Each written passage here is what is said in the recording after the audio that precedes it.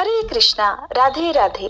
भोर सुगंधित पुष्प खिले जब व्रत का हो शुभ प्रभात, हरि का स्मरण कर भक्तजन करे शुभ पारण का साथ। जया एकादशी का व्रत केवल उपवास नहीं है बल्कि आत्म शुद्धि और भगवत प्रेम का एक माध्यम है। जब हम सच्चे मन से भगवान का स्मरण करते हैं, धर्म के अनुसार आचरण करते हैं, तब ये व्रत हमें मोक्ष की ओर अग्रसर करता है। इसलिए श्रद्धा, भक्ति और नियमों का पालन करके व्रत का समापन करना चाहिए, यानी कि व्रत का पारणा करना चाहिए और भगवान विष्णु की कृपा प्राप्त करनी चाहिए। जया एकादशी का व्रत न केवल पुण्यदायी है बल्कि समस्त पापों का नाश करने वाला भी है। इस दिन जो भक्त सच्चे मन से उपवास रखते हैं, उन्हें व्रत का पूर्ण फल तभी मिलता है जब सही विधि से व्रत का पालन किया जाए, और सही विधि से शुभ मुहूर्त में व्रत का पालन करना अति आवश्यक होता है। एकादशी व्रत खोलने से पहले यानी पारण करने से पहले कुछ विशेष नियमों का पालन करना आवश्यक होता है ताकि व्रत का संपूर्ण फल प्राप्त हो सके। तो ये नियम है, सबसे पहला मंगलमय प्रातः स्नान। सूर्योदय से पहले स्नान करके शुद्ध वस्त्र धारण करें और श्री हरि के समक्ष धूप दीप जलाकर व्रत पारण का संकल्प लें। दूसरा, भगवान श्री हरि का पूजन। भगवान विष्णु को पंचामृत से स्नान कराकर तुलसी पत्र, फल, धूप, दीप, नैवेद्य, तिल और मौसमी फल अर्पित करें। गायों को हरा चारा, गुड़ या रोटी खिलाएं। कुत्ते के लिए बिना नमक की रोटी या दूध रखें। चींटियों को आटा और शक्कर मिलाकर डालें। पक्षियों के लिए जलपात्र में साफ जल और बाजरा डालें। और इस दिन अन्न, वस्त्र, तिल, घी, गुड़, कंबल और दक्षिणा का दान करना श्रेष्ठ माना जाता है। अगर किसी कारण आप दान ना कर पाए, इतनी सामर्थ्य ना हो कि इन वस्तुओं का दान आप कर पाए, तो मन ही मन भगवान से क्षमा याचना करके ओम नमो नारायण मंत्र का 108 बार जाप करना चाहिए। दान किए बिना यदि कोई विवश हो जाए तो श्री हरि का नाम ही सब पाप मिटाए। इसलिए द्वादशी तिथि को अपनी सामर्थ्य के अनुसार कोशिश करें कि दान करें। जिनकी सामर्थ्य बिल्कुल कुछ भी दान करने की ना हो, वो केवल भगवान का नाम भी ले सकते हैं। व्रत खोलते समय आपको ध्यान रखना है कि पहला आहार यानी जब आप प्रसाद ग्रहण करके व्रत खोलते हैं तो उसमें तुलसी मिश्रित जल हो या फिर दूध और तुलसी के पत्ते से आप व्रत का पारण करें। इसके बाद सात्विक भोजन करें, जैसे फल, मूंग की दाल की खिचड़ी या गाय के दूध से बनी खीर या फिर फलाहारी व्यंजन। और फिर आप बिना लहसुन प्याज का जो साधारण भोजन होता है वो भी ग्रहण कर सकते हैं। व्रत पारण करने के लिए किसी वैष्णव को या किसी ब्राह्मण को आमंत्रित करके भोजन कराना या फिर गाय की सेवा करना अति शुभ माना जाता है।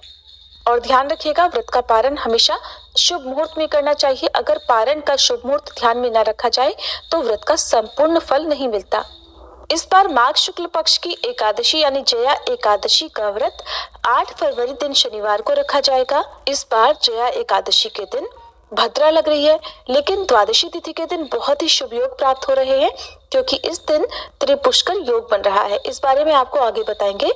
द्वादशी तिथि प्रारंभ होगी 8 फरवरी शनिवार रात 8:16 से। इसी के साथ हरिवासर का समय शुरू हो जाएगा और द्वादशी तिथि का समापन होगा 9 फरवरी रविवार की शाम 7:25 पर। यानी कि रविवार को सारा दिन ही द्वादशी तिथि रहेगी। और 9 फरवरी रविवार को यानी द्वादशी तिथि के दिन सूर्योदय होगा सुबह 7:06 पर, सूर्यास्त शाम 6:15 पर। ब्रह्म मुहूर्त का समय रहेगा सुबह 5:59 से 6:17 तक, जिस समय आप सुबह स्नान, ध्यान, जप, पूजा कर सकते हैं। प्रातःकाल पूजा का सबसे शुभ मुहूर्त रहने वाला है सुबह 5:46 से 7:04 तक। अभिजीत मुहूर्त दोपहर 12:13 से 12:58 तक रहेगा। और त्रिपुष्कर योग बन रहा है, यानी 3 ग्रहों के मिलन से जो योग बनता है उसे त्रिपुष्कर योग कहते हैं।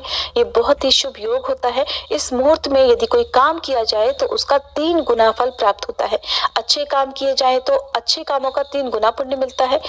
कोई भी शुभता या संपन्नता से जुड़ी हुई चीज आपको खरीदनी हो तो त्रिपुष्कर योग में आप खरीद सकते हैं। त्रिपुष्कर योग शाम 5:53 से 7:25 तक रहेगा। अमृत काल सुबह 7:58 से 9:34 तक रहेगा। राहु काल रहेगा शाम 4:30 से 6 बजे तक।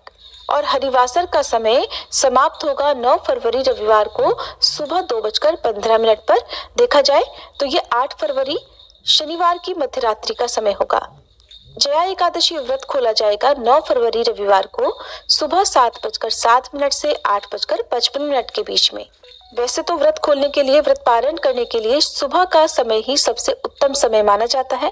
किसी कारण से आप इस समय व्रत ना खोल पाए तो फिर आप दोपहर में 1 से 3 बजे के बीच में व्रत खोल सकते हैं। और क्योंकि माघ का महीना है, इस पूरे ही महीने में और खास तौर पर शुभ तिथियों में, जिनमें से एकादशी तिथि भी एक है, तिलों का प्रयोग अवश्य करना चाहिए। तिल आप हवन में प्रयोग कर सकते हैं, भगवान विष्णु को समर्पित कर सकते हैं या सफेद तिलों का दान भी इस दिन दे सकते हैं। एकादशी व्रत साल भर में 24 होते हैं और इन 24 एकादशी व्रतों में 24 तरह का भोग भगवान विष्णु को समर्पित किया जाता है। यानी कि हर महीने के हर पक्ष यानी कृष्ण और शुक्ल पक्ष की एकादशी तिथि में भगवान विष्णु को विशेष प्रकार का भोग लगाया जाता है। जैसे कि इससे पहले की अन्य एकादशी व्रतों में आपको बताया गया था कि किस एकादशी में कौन सा भोग समर्पित किया जाता है, तो इस बार क्योंकि माघ शुक्ल पक्ष की जया एकादशी है, तो इस बार आप भगवान विष्णु को केले का भोग, जिसमें तुलसी का पत्ता आप रखें, अवश्य समर्पित करें, आपकी मनोकामनाएं पूर्ण होंगी।